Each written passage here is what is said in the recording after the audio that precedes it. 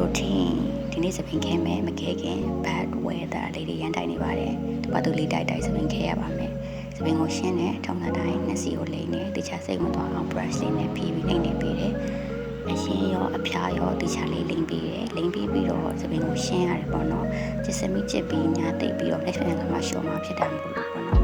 အဲ့ဒီမှာစပင်ကိုရှင်းတဲ့အခါမှာမကြွအောင်တခြားလေး speed ပို့လို့ရတယ်ပေါ့နော်ဒါ speed ထည့်ထားလို့မြင်နေတာချစ်တဲ့အခါမှာရှေ့ကိုပဲချစ်လိုက်တယ်နောက်ကိုမချစ်တော့ဘာလို့လဲဆိုတော့နောက်ဒီအပိုင်းရန်လေးနေလို့ပေါ့နော်ဒီအပိုင်းရှိပိုင်းတွေကိုနှိမ့်ဆက်တယ်အဲ့ဒီခါမှာအဖျားတွေရှူနေတာမြင်ရတယ်ပေါ့ချစ်စမိချစ်လိုက်တော့ပိုတည်တာလာတာအဲ့မှာချစ်စမိချစ်ပြီးတော့ချစ်တဲ့ဟာကိုကလေးနဲ့ပဲညှက်ထားလိုက်တယ်ဒါပေမဲ့အဲ့ဒါက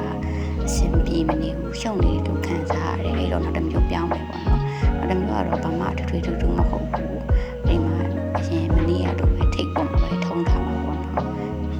အဆင်ပြေတယ် final look ဒီနေ့ကတော့ဒီလောက်ပဲ see you bye